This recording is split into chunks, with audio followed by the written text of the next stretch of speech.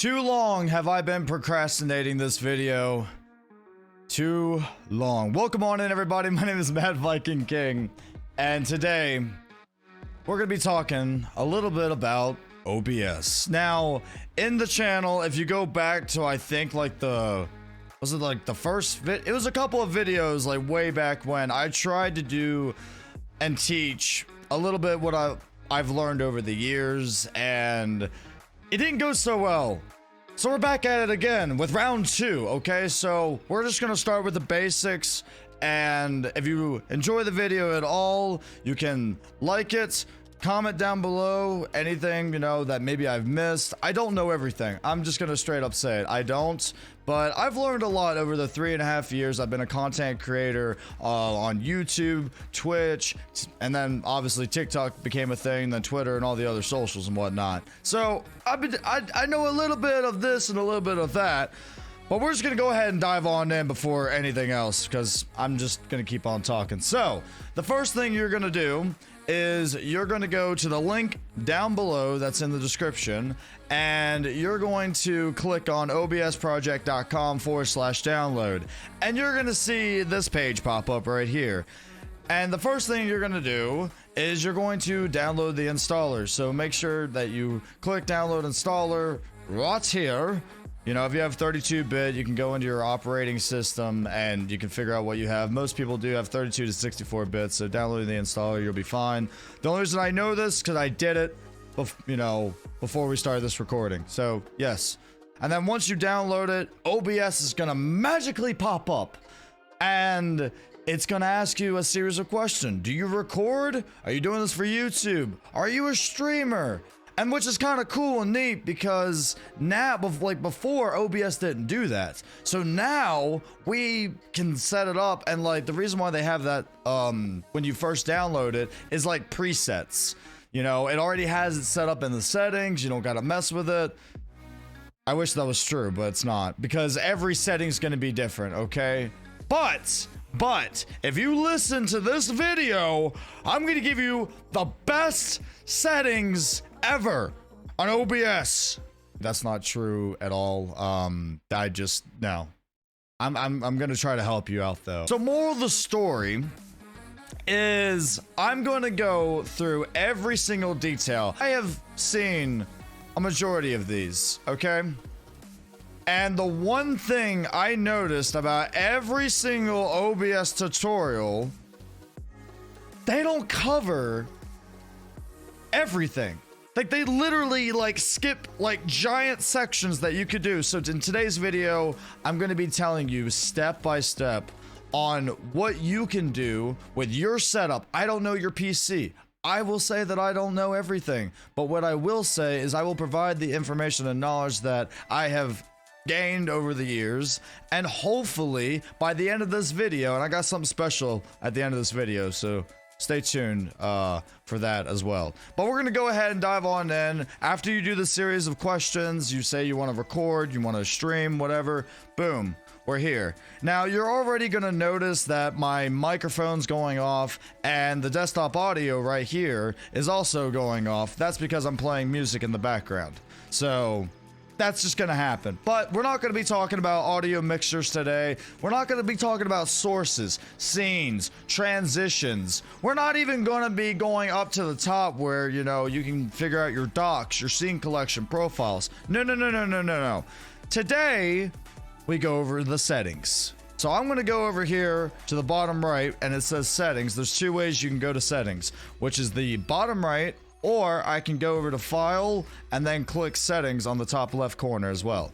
So we're gonna go ahead and click on settings, and automatically I'm given, let's see, how many tabs we got? General, stream, output, audio, video, hotkey. So about 7 tabs we're going over today. So let's go ahead and dive in. The first thing we're gonna see at the very top is language. Now, you need to determine, like, you know, you need to click on whatever language it is. It will automatically be preset to English. So go ahead and choose the language that you prefer. Then right below that, you're going to see a theme. So there's multiple types of themes you can go with. This has nothing to, this will not hinder your system. Okay. I just like the default. I think it's very modern. I think it's very clean. You can change it to a Cree if you want. It's gonna change everything around, make it all look a Cree. I don't even know what is a Cree. I don't even know. Anyways, yeah, there's Rachni. Isn't Rachni from like Guardians of the Galaxy? I don't know. I'm getting sidetracked, but this is Rachni, and then the last one they have is System. Now this is just. Oh god, it's so bright, my eyes. Oh, that's just awful. Like, can we just who does light mode or dark mode? Please switch it over back. Oh, could you imagine editing videos and just looking at that all day? No, thank you. So yeah, I'm gonna stick to dark defaults, but automatically we're already given options at the top, which is automatically check for updates on startup. This one I like to have checked off because OBS loves updates. Now I will tell you that some OBS updates do tend to mess around with some audio settings, so before you go live, anytime you have an update, double check all your scenes, your profile, everything. Make sure your settings, everything is the same way it was before, because sometimes the updates can be finicky. The other thing you're going to see here is open stats dialog on startup. Basically what that's going to do is going to show you the stats of OBS and making sure that everything's running as it should. Then the last thing at the top is hide OBS window from screen capture. So basically what that means, and my other videos I'll explain what I'm about to do, but for this purpose with the settings I'm just going to do. Alright, so here we go. So if I click on hide OBS windows from screen capture and I click apply, it's gonna get rid of it. Like, you see my OBS is gone. It's gone. And then I unclick it and apply it, it's back. Because right now I'm display capturing off of this OBS, and if I click that, it's completely gone. So that's why, you know, that's what it's there for. If you want to like have your OBS up in the background, maybe you have to like do some minor adjustments when you're streaming. Maybe you only have one monitor. This is when like hiding OBS windows from screen capture would be really nice to have. But at the same time, if you have one monitor, you're probably already alt tabbing or, you know, finding other ways of getting around that. So, you know, there you go. The other thing we're going to look at is output. So, at the top it says show confirmation dialog when starting streams, stopping recordings, automatically record when streaming, keep recording when stream stops, automatically start replay buffer when streaming, and then keep replay buffer active when stream stops. The first three, where it says starting streams, stopping streams, and stopping recording, what that will do is, like, if I go over here and I go click on recording, if I click on recording right here, it's gonna be like, are you sure you want to start recording? Like, yeah, I'll click on it right now, and it'll say like, oh, it looks like you haven't added any video sources yet, so you will only be outputting on a blank screen. Are you sure you want to do this? It's kind of like if you accidentally press the start streaming button. Yes, I've done it before. I don't want to talk about it. But in that kind of scenario, that's why this is kind of nice to have, but nobody talks about it. Again, that's why I'm talking about it right now. So we're just going to exit out of that, but that's what it does. It's like you confirming, yes, I want to stream. Yes, I want to stop the stream. Yes, I want to stop recording. Because a misclick happens. Accidents happen all the time. So definitely, like, if you're one of those kind of people that maybe, like, for cautious reasons, I highly suggest that you go ahead and select it. The other thing is automatically recording when streaming. And this could be because maybe you're putting your YouTube videos out, you know, of your full Twitch VODs or whatever streaming platform you're doing, Facebook Live, Twitch, whatever the case may be. That's the only reason I would have that checked off. Otherwise, it's going to cause a lot of space buildup, because you got to think, if you're streaming like 4 to 5 hours, that 4 to 5 hours video is going to be going to a certain file on one of your drives that you designated to, which we're going to be going on later in today's video. Then you got keep recording when stream stops. Basically what this means is that, again, if you're recording while you're streaming and the stream just stops, your internet stops, but recording doesn't require internet. So it keeps the recording going. In that case, it would be good. Again, if you're only uploading VODs or maybe clips or maybe even a moment when you're streaming, this would be definitely good for that. Then you have automatically start replay buffer when streaming. What this means is when you start streaming, okay, so automatically start replay buffer when streaming. That means that when I start streaming, there's always a delay between OBS and whatever platform I'm streaming to. Doesn't matter what it is, Twitch, Facebook Live, Facebook Gaming, whatever. There's always going to be that delay. But the difference is that like it's going to give a little bit of a gap. And like, let's say your internet cuts off. Let's say for some reason that it just, you know, just kapoots. What it'll do is that it'll keep replaying that one moment when your internet cut off. So I do like, that's based on you. Do you want that to show, or do you want the little, what is it, like the guy doing like with his hands on his head and then showing like a camera that's gone? I don't know. It's something along those lines, but you get where I'm coming from. But that is what output is in general tab. Now, this right here is very important. This is source alignment snapping.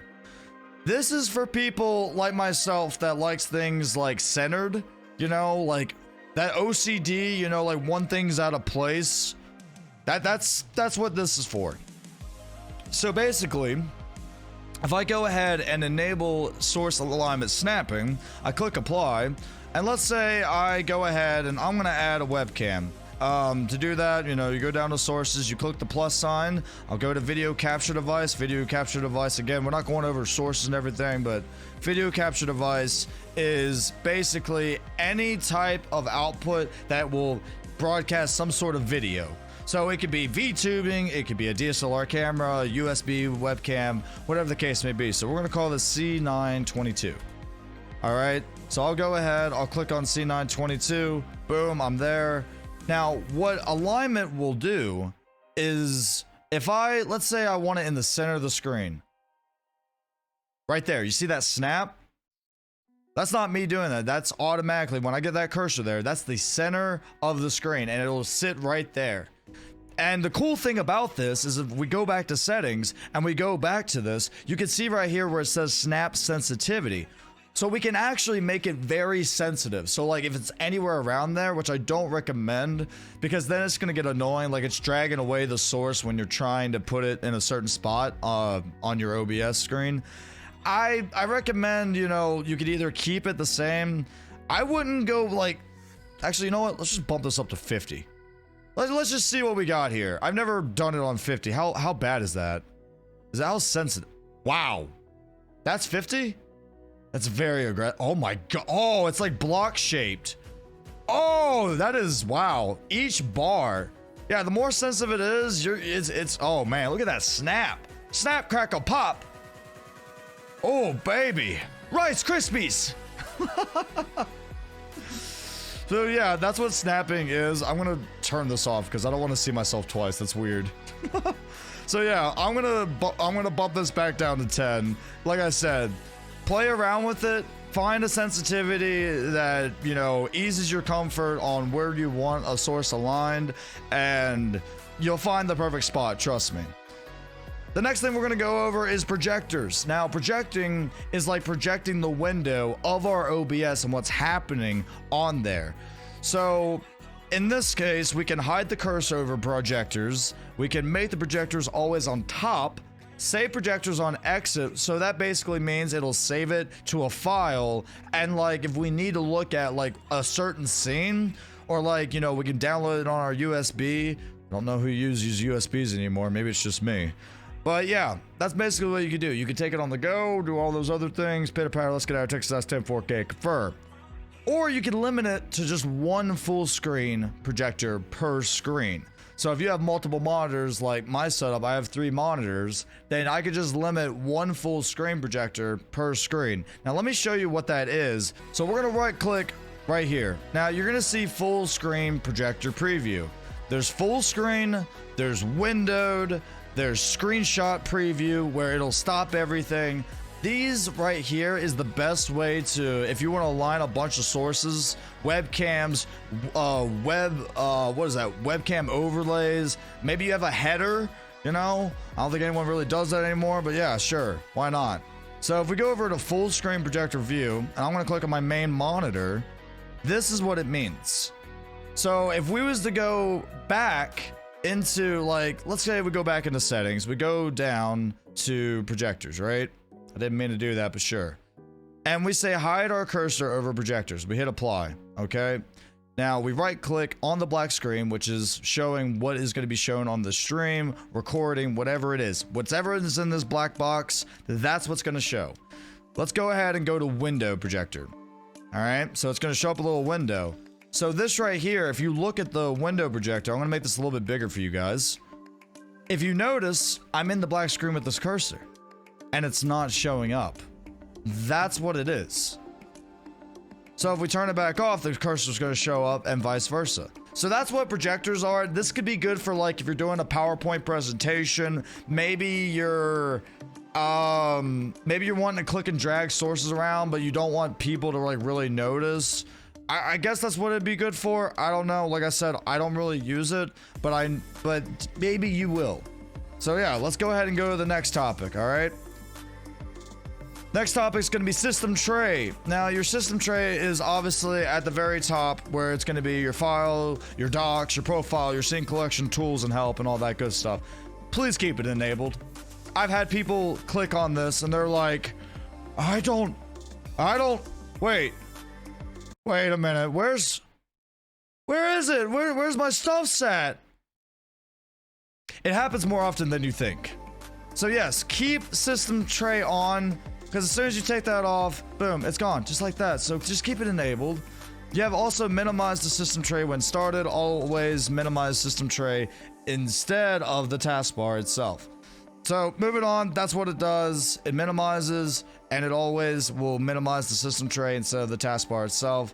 Again, play around with it. Maybe you'll like it. Make OBS. The whole point of OBS is, and what makes it so unique as an open broadcasting system, is literally you can customize it to you. That's why I don't watch videos that say this is the best setting, this is the best OBS. That's for you is the best. Maybe my PC or your PC doesn't have the same specs. I guarantee you it doesn't. And that's why I'm very passionate about showing you all about each individual step. So let's go ahead and dive back in. Now, the next thing is going to be importing. So you can actually import your own scene collections into another OBS. This would be good if you wanted to, let's say I was going to a buddy's house and I wanted, like, he had OBS, I had OBS, and I wanted to stream up there, but I wanted to stream with my scene collections. This is where it could be important. All right, this is where it could be utilized. So what it'll do is it'll actually search known locations for your scene collections when importing. So known locations being, like, you know, your pictures, your videos, your text documents for sources that have text in them, things of that nature. It'll actually go through your system when you're doing the importing process. Makes it a little bit easier. Again, I'm not telling you to activate it or not. I'm just telling you what each of these things mean and what they do. So, next thing, studio mode. One of the best things that a streamer has, or anybody, content creator, doesn't matter, has in your arsenal. Studio mode, let's go over what studio mode is before I dive into the settings. Studio mode is when there is the actual, it'll say program and it'll say preview on top over here. All right. So let's say over here is my webcam, but it's not over here. All right. So basically what this means is this is what's showing on the recording, on my live stream, whatever. And on the other box, that's what could be showing. And I can actually transition. And now I'm over on the live stream, but then if I transition back to like another scene, then, you know, it wouldn't be there. If I take this off, maybe I turn off a source that's within the same scene, I could be like, oh, bye. And it'll transition. That's what studio mode is. Whatever's happening on this scene, isn't happening on this scene. I've used this so many times when I'm streaming and I forget to deactivate a source, or like something's not where aligned right. And it's not where it's supposed to be. So I'll go to another scene purposely so I can go to studio mode and click on another scene. If that didn't make sense, let me try to show you something. So basically, if I go over to scenes right here and I click this little plus sign, it's going to add another scene. We're going to call this scene 2. All right. So scene 1 has a webcam. All right. It has a webcam. That's what's showing on the stream, or you're recording, whatever. Then we go back to scene 2, we click on it, it's not showing in the preview. So let's say I wanted to like add, I don't know, like some text or whatever, like real quick. And I could say, hello and welcome. I like tacos. BRB. All right. And I wanted to do that like while I was streaming and be like, yeah, you know, I'm talking to everybody, doing my thing. So then, right, I'm going to minimize this. All right. Make sure it's in the confines of the box. Use the snapping tool we was talking about, center it up. And now I can just click transition. And now now that is on the stream or the recording. And now this, my webcam over here, is now in the preview. And then I can just transition back. Studio mode is amazing. 10 out of 10. You will be using it. It is fantastic. So to go over the settings on what you can do with it is a whole new story. So transition to scene when double clicked. That depends. You could double click or not double click. Are you a single clicker? Are you a double clicker? Let me know in the comments below. I don't know. But that's what it does. Now, the other thing you can do, and I don't know why you do this, but everybody has their OBS. Again, customization. You can actually enable portrait mode. So you see, like when I had studio mode up before, it was side by side, right? It was horizontal. We can actually go into the settings and I can customize it where I can stack them on top of each other in case I wanted to put some other things on the left and right side. Maybe I want like everything in the center, you know? That's amazing. Like that's huge. That's big. I get excited over like things like this because that's awesome. So yeah, that's what you can do with studio mode. Again, play around with it, see what you like and what you don't like. The next thing we're going to be covering is multi-view. Now, again, this is something that I don't use, but maybe if I get another monitor, I would use it. I think it's kind of neat that we're given the option, but basically what multi-view is, it'll show you the preview and the program like studio mode. And then also it'll show you your scenes on the bottom, like live, like while it's happening. And we can actually change the layout, and the layout options is intense. This bad boy can go up to 24 scenes. 24 scenes. That's intense. And then obviously we have the option to, do I want to click to switch between scenes? Do I want to show the scene names? Yes, you do. You're going to name your scenes. Do it. I'm saving you time. Name your scenes so you know what's what. And then the other thing is draw safe areas. You want to keep that because that's the safe areas, the borders around where the black screen's at, the black box. Words are hard, all right, today. Like I said, I don't know everything, never claimed to, but that's where that shows, okay? So let's go ahead and get multi-view up so I can actually show you what it is, what it'll be consisting of, and what it does. So if we go over here in the top left corner, it's going to show view, file, edit, docs, and everything. We're going to want to click on view. And we're going to scroll down. We're going to go to multi-view. They have a full screen mode, which shows all this. And as you can see, there's a preview. So there's scene 1 and there's scene 2. Hello and welcome. I like tacos.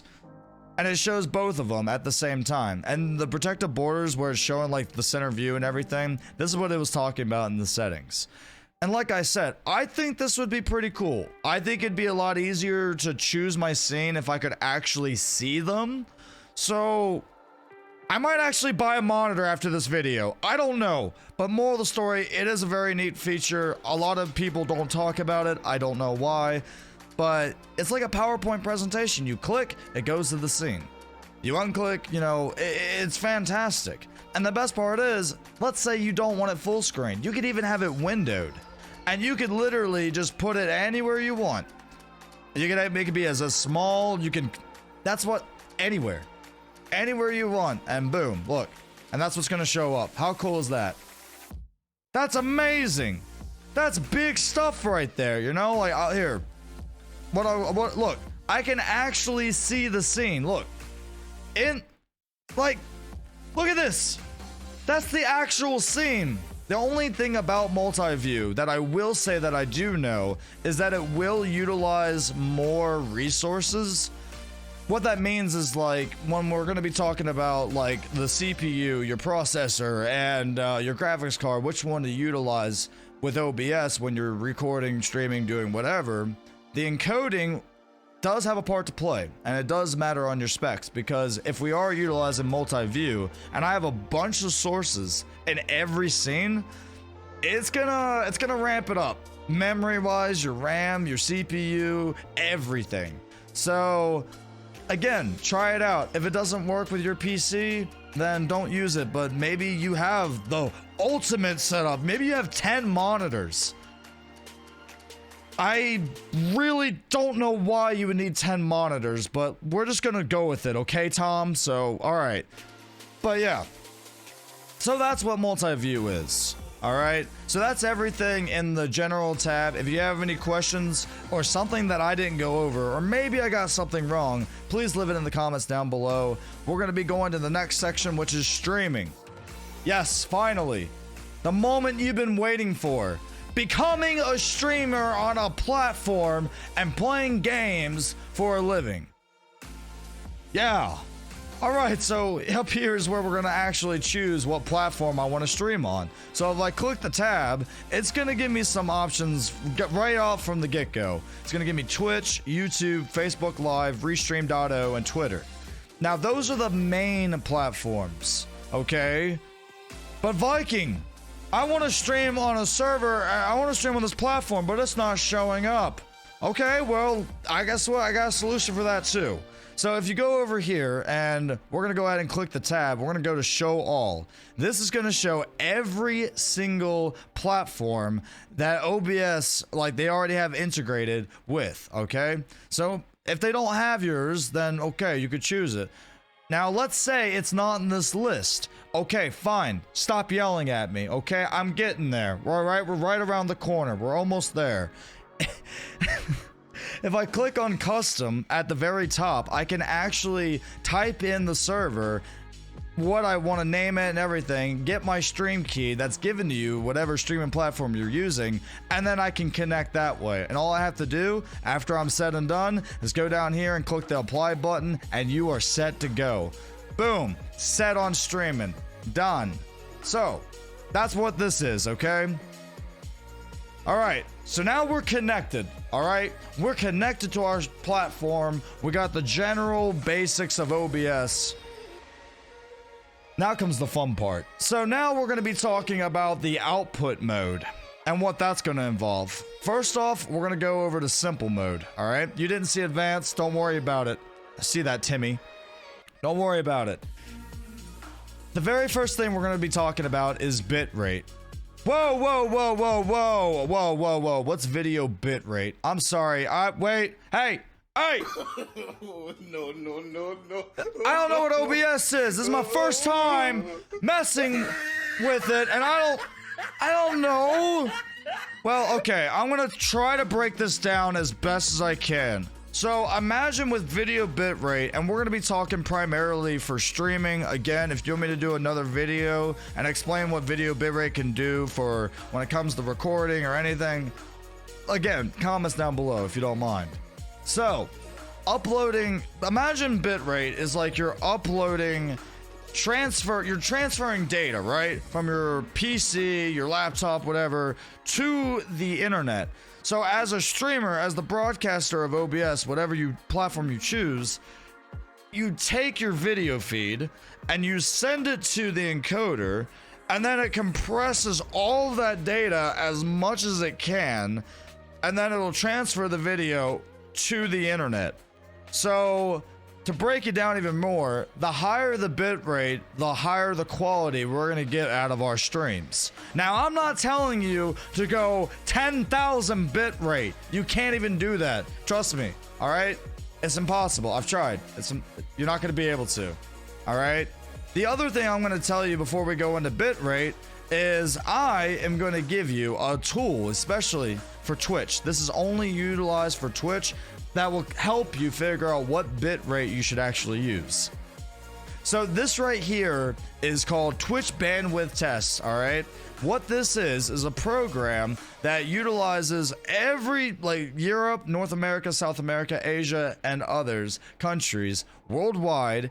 And what you want to do is you want to go ahead, the link to this website, by the way, is in the description down below. All right, what this program actually does is you'll put in your stream key, all right? You go to Twitch, all right? Go to your channel, go to your settings, and then you're gonna click right there on your channel, and it's gonna show up your little stream key. You're gonna paste it in there, or you can hit the get key button, all right? Then, after that's said and done, click on the country that you're in, all right? So for me, it would be North America. After I do that, I'm gonna go over to where it says test duration. You wanna keep the TCP window size at 64K. Trust me, I'm not gonna go into the details. That's the only thing I won't go into because we're trying to focus on OBS. If you wanna know what that is, again, comments down below. But the test duration, it has multiple, it has short, medium, and long, and then like a very long duration. You want to go for the longest test duration. You want to leave it. You don't really want to utilize your internet too much while it's doing its test. During that test, you can actually, when you click on North America, you can go in East Coast, West Coast, and, you know, choose like your area that you're in, and it's going to show 3 different things when the test is done: bandwidth, RTT, and quality. Now, bandwidth is going to be what our bit rate is going to be set to, but it's not going to be exactly the bit rate. So for example, this is set to 10,000 kilobytes per second, all right? I can't set my stream to that, but what I could do is set it to maybe 5,000 or 6,000 video bit rate, okay? This is telling me that with my internet speeds, that my bandwidth, at what it is as of right now, I want the highest bandwidth, the lowest RTT, and the highest amount of quality. That's what you want from this test. High bandwidth, low RTT, and high quality, okay? You probably already noticed that the RTT next to it says MS. Yes, you want the absolute lowest, okay? Latency is terrible, trust me. You want the lowest. Now, once you get it, and you actually choose your highest bandwidth, the next thing you're gonna do is you're going to like take that number, whatever it is, and not really divide it in half, but like, I don't know, like cut it like shepherd's pie, all right? Like 3/4 maybe, I don't know, something like that. And you want to break it down because here's the thing, you're not gonna constantly have that bit rate. Again, we're gonna be going over that shortly. The next thing we're gonna be talking about is your encoder. Now this right here is very important. Again, do not copy my settings for OBS, okay? This is not that kind of tutorial. I'm just telling you what these things are. Please, please, please do not copy what I'm putting in here. Your stream it's just gonna look like absolute, and you're not gonna want that. So, no. All right. The encoder itself, you're gonna have a couple options for this, all right? You're gonna have X2C264, and if you have the hardware for it, if you don't have a GPU, you're not gonna have hardware. That's simple, all right? That's simple. The hardware is the GPU, the software is the CPU. This is where things get complicated. So, if I have a great CPU, okay, but I don't have the greatest graphics card, right? Then I would want to use X264, which is my CPU. Because my CPU is better. It can handle it when I'm streaming. Because once you start streaming, it's going to be utilizing a lot of resources. Like to the max. Like, it's going to be intense. So you want to definitely make sure that you choose the greater of two... Wouldn't be the greater of two evils, but you get what I'm saying. You want to choose the more powerful one, so that way you get the best results. So if I go back in... I'm gonna personally choose, like if I was to do it, you know, like I said, 264 is gonna be CPU, and then the NVENC, which a majority of you may have, may not, I don't know. Like I said, it depends. I'm not telling you to choose either. I'm just telling you what they are and what they mean and what it's gonna utilize on your computer. So you have the best streaming experience. That's all I want for you. The next thing we're gonna be talking about in simple mode is audio bitrate. Okay, now you've just gone off the deep end. Bitrate this, bitrate that, bitrate. Would you stop? I'm so close. Please calm down. It's okay. Everything's fine. All right? We're almost done with the word bitrate. I think. I'm not sure. All right? But just bear with me. We're almost there. Go get some water. You good in the video? What are we at? 37 minutes. Let's go ahead and dive into audio bitrate. Okay, same exact concept. We're sending from the broadcaster, you, yes, you, we're sending this data to the internet, compressing the data, and sending all the audio feed to the server. So, a cool thing that Twitch did, again, don't know about the other platforms, but a cool thing that Twitch did is that now I'm able to go all the way to 320 bitrate. Here's the beauty about this. 320 bitrate, that means that your audio is like 10 times better. Remember how we said bitrate, you know, the low bitrate is like not the greatest quality, and then the higher the bitrate, the better the quality? Without any filters, VST plugins, all that stuff, your audio automatically gets better. Congratulations. Give yourself a round of applause. Bravo. You are above 1%. Right there. Easy does it. That's it. All you gotta do is just click on it, 320, max it out. Maximum effort. That's it. You want the maximum amount of, you want the best audio, go for 320. Absolutely. That is one thing I will suggest. All right. Like I said, higher bitrate, everything else. You get what I'm meaning. But again, mess around with it. So if we go look over a recording path, it's already set to my C drive. Wrong. It needs to go to D drive, but okay, maybe you don't have multiple drives. So what we can do here is we can actually, anytime we want to record anything through OBS, all we got to do is click on browse and then click on whatever drive you want. God, I have 4 drives. I really think I have a problem. All right. But yeah, choose wherever you want the location to be. Any of your recordings are going to end up in that location. Automatically, when I downloaded this OBS as a fresh install, it automatically went to my C drive into the videos because it's the natural path where your videos go. But I highly suggest that you get another drive, or if you can't afford one, to make sure that you're deleting the recordings after you're uploading them on whatever social media. So that's how we get the path, so you know, all right? Recording quality. This is where things get juicy. So the difference between streaming and recording, you can maximize a lot more resources because when you're streaming, you're utilizing the internet and you're also utilizing your CPU and your computer overall even more. Recording, not as much on the internet, but everything else that with your specs and everything that will matter. So you could have a couple options here. You could have the same as your stream quality. You could have high quality, which will be a medium file size,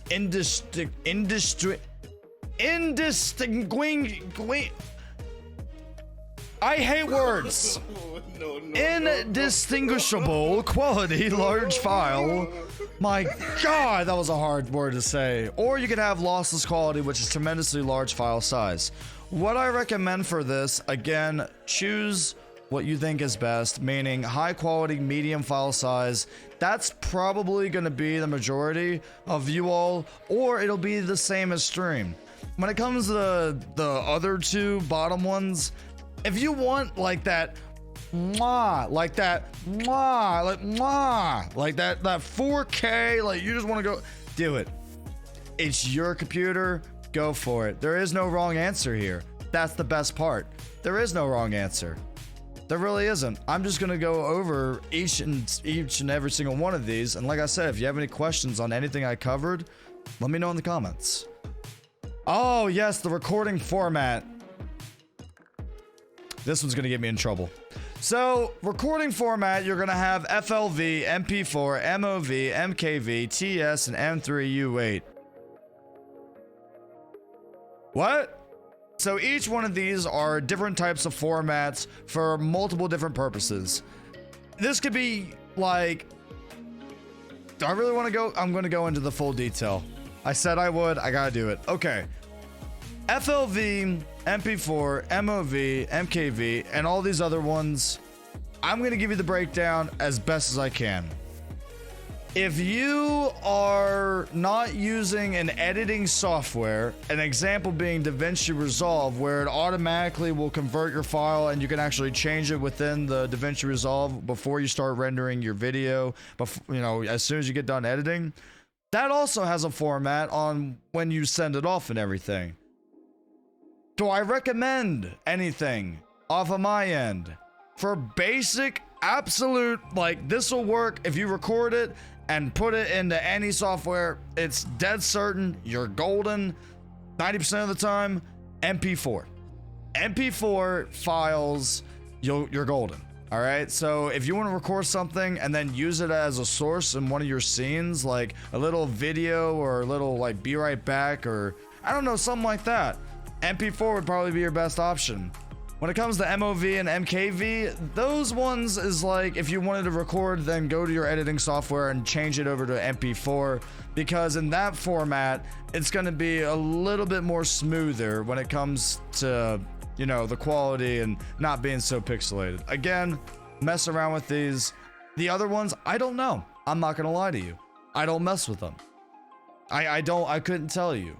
And I apologize for that. I should have done my research before this video. If you'd like, I can tell you in the next video. Comment down below. And then finally, we have another encoder. All right? Which we have, again, more options. But these options are a little bit different.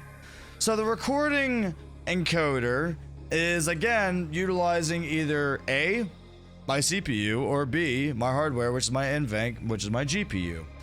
Now, this one's a little bit different than streaming because I have 264 like I did before, but now I have an option for low CPU usage preset, but it'll also increase the file size, which could, at the end of the day, be a problem if you don't have that much space on one of your drives. What I recommend for this, again, is your CPU awesome? Is it better than your GPU? Then if your CPU is better than GPU, go 264. If your CPU usage is just absolutely insane, but you have a plenty of drive space, like you're like, you know what? I don't care about file size. I got like, I don't know, like 300 terabytes, which would be, that would be insane. But yeah, something like that, then sure, go for that. If your GPU is better than your CPU, use the hardware NVENC. So that's right there is all the simple options.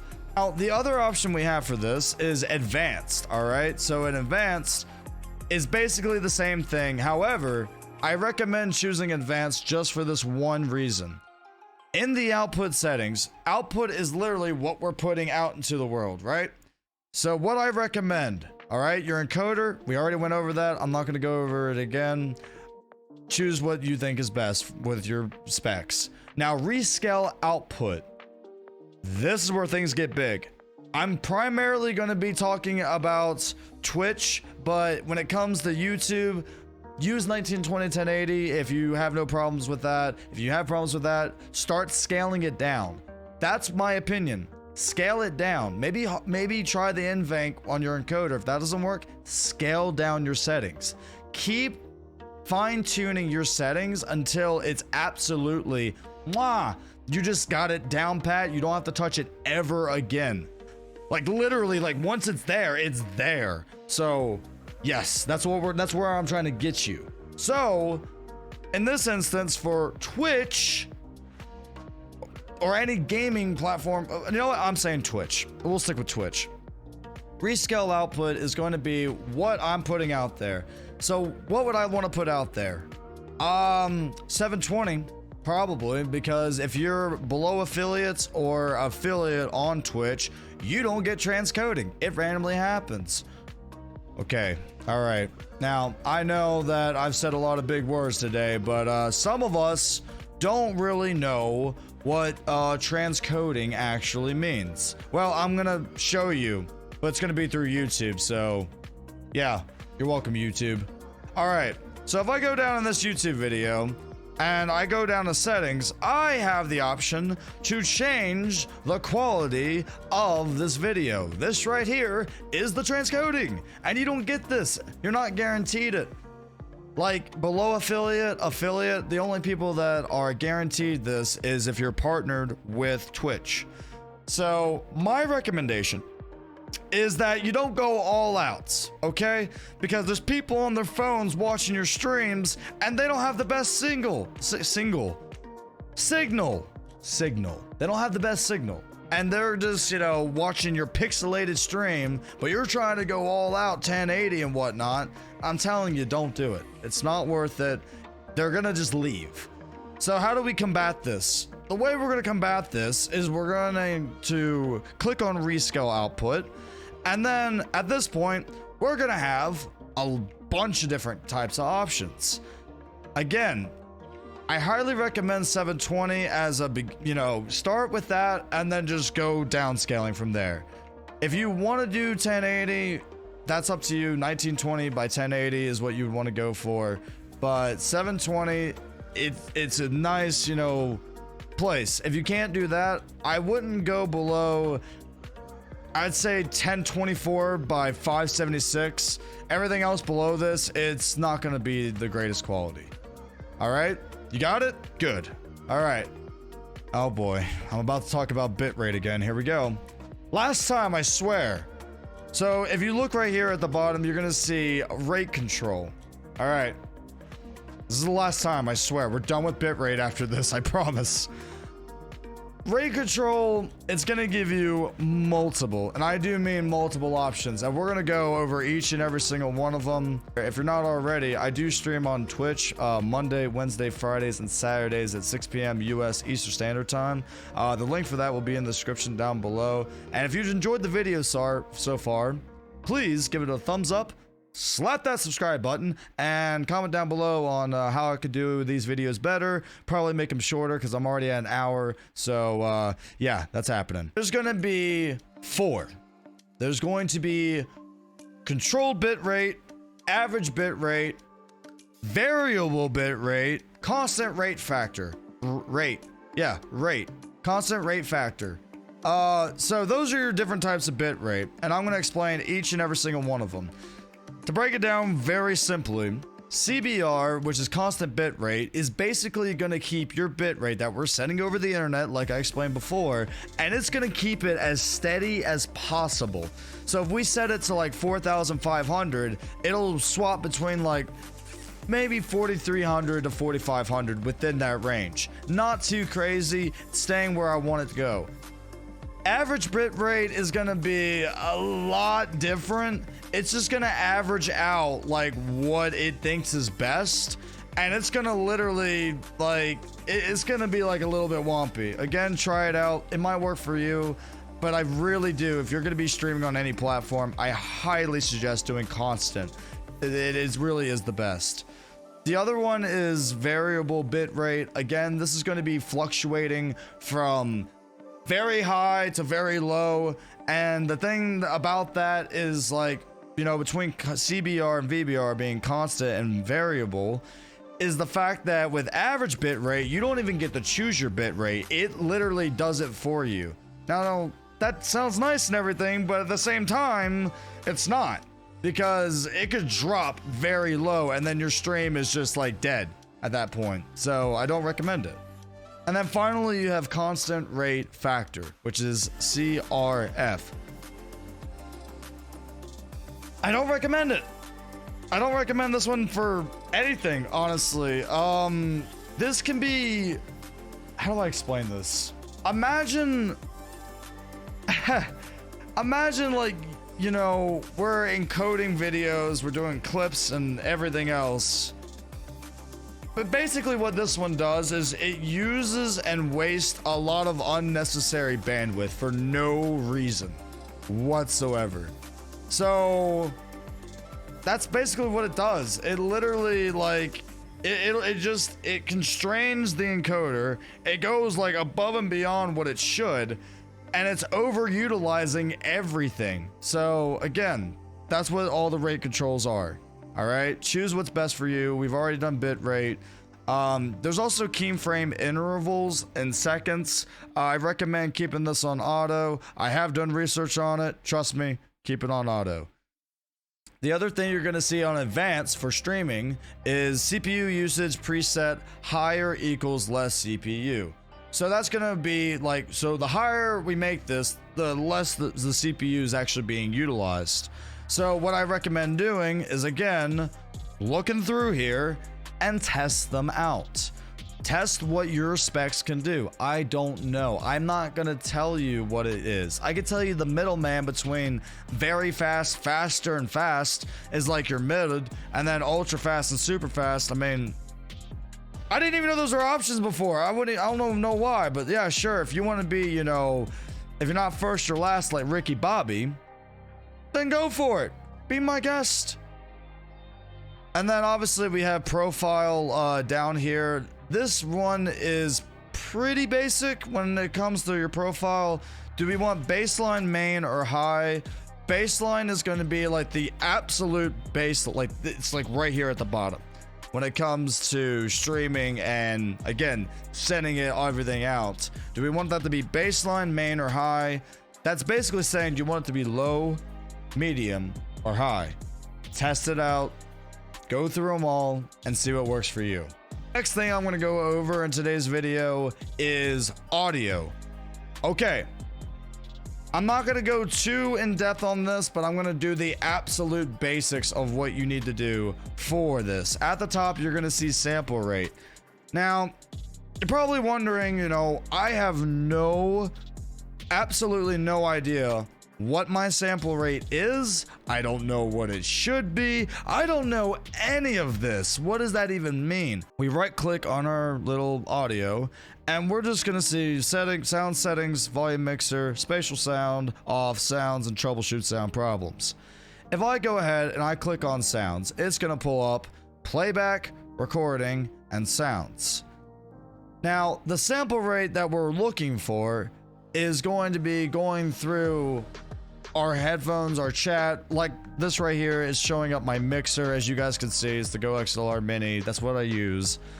And what we're going to be doing is we're going to right click on it, hit properties for chat. We can actually go over, you can change the levels, go to enhancements and see all this, go to advanced. And this is where everything matters, is your advanced. This is where you're going to figure out your sample rate. All right, so for me, it's going to be set to 48,000 kilohertz. For you, it could be 44.1, which is the other option that is showing up right here for sample rate. Now, again, go by what off you have, not what I have. Okay, that's what I could tell you. All right, choose what you have, not what I have. Then you have the options for channels. I keep mine on stereo. You can adjust this as you see fit. It depends on your setup and what you're trying to go for on your recordings, on your streaming. Obviously, you have mono, stereo, 2.1, 4.0, 4.1, 5.1, and 7.1 decibels. Go off of what you're going to be using it for. Okay, the majority of people that just utilize OBS for like gaming and other things, yes, they leave it on stereo. I do the same. Don't do what I do unless you just want to keep it right there and not mess with it. The other thing we're going to be talking about is desktop audio. Now, desktop audio is what basically our stream, our recordings, everything is going out into it. Automatically, OBS, when you download it, it's set to default, and so is the mic is set to default. Now, what you can do is instead of setting it to default, you can actually click on it and choose which device is yours. So for desktop audio, for me, I would turn it off. I would just disable it because I go through my Go XLR Mini, which also goes through the mic. But for you, your desktop audio would be like your gaming headset. What you hear everything out of, basically, because what you hear is what your stream and your recording is going to hear. That's what you want to set it to. All right, just so we're clear. Good, awesome. All right, the next thing is microphone. Again, if your microphone is attached to your head, it'll say HyperX 7.1 headphone, and it's a dongle attached to it. Or you got a Blue Yeti microphone, USB. Choose whatever you're using, okay? Again, for me, it would be set to broadcast stream mix. That's what I use because I use the Go XLR Mini, which is fantastic. The next thing we're gonna look at is meters. So the meters is like, you know, what's happening down here. You see all this that's happening? My mic's coming through and everything. Well, if you go to the decay rate, it'll actually, we could change how fast it drops and boosts back up. So if I click on decay rate, I can actually change it to slow, click apply. Look at that. Test. You see how slow it's going? Now, personally, I don't recommend this because you're gonna be like going a million miles per hour, but maybe you're doing some audio checks or something and you wanna see exactly where you're hitting. I guess that would be useful for it, but I honestly just keep mine at fast because the faster it's gone, see, look how faster that is. It just clears it up. It is just better that way. And then another thing is a peak meter type. So there are two types that OBS gives us. There is sample peak, and then there's true peak.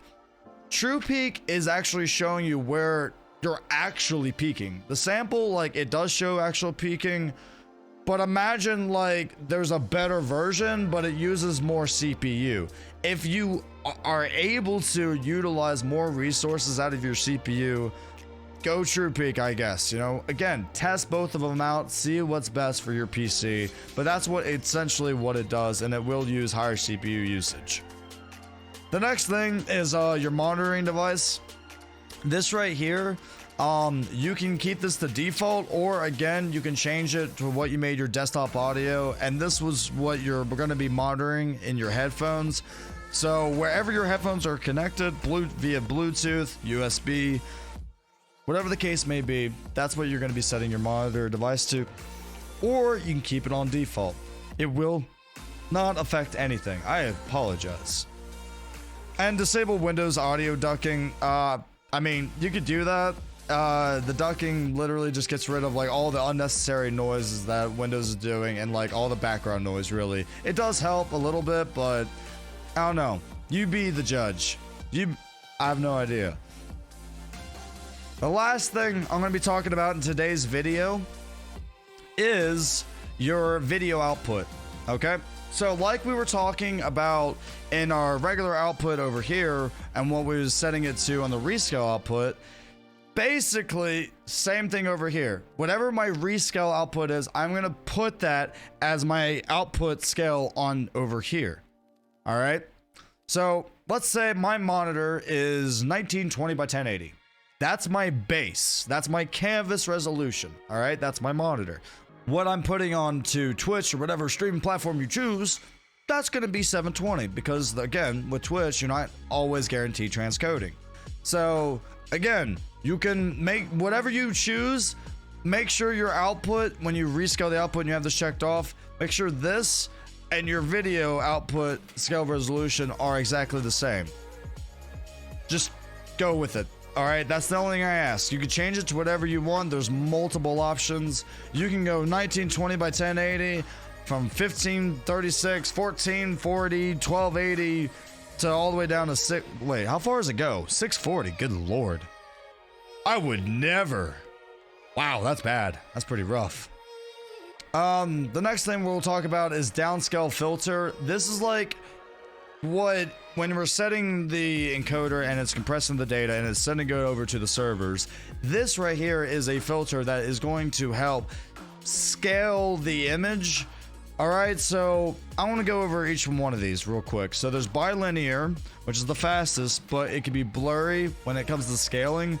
Area, which is weighted sum 4x6x9 samples. Bicubic sharpened scaling, which is 16 samples, and then Langzos? Is that even a word? I don't know. Sharpened scaling by 36 samples. So to put this in layman terms, the top one's going to be the worst, the bottom one is going to be the best that you could possibly get. Adjust based off your specs, your internet, and what you're trying to put out for your stream or your recording on your content creating. All right? And then finally, FPS, which is frames per second, and your common values, what you can have for it. This one, you can set it as low as 10. I don't recommend. 10, I don't recommend. Or you can go all the way up to 60 frames per second. All right? I, again, would start at 60 and start downscaling and see where you can go with that. I wouldn't go below 30. The lowest possible I would go. I don't even know why 29.97 is there. That's like 0.03 or 2 or 3 like frames. Oh, I don't know. But guys, that is the video. I don't know how much of it I'm actually going to edit out because a lot of this is really important. And the ultimate message I have for every single one of you content creators out there watching this video is stop looking on YouTube for the best OBS or stream settings. You have your own PC. You have your own internet. Everyone has their own setup. Every setup is different. That's what makes it unique, and that's what makes OBS and why it's so unique and amazing.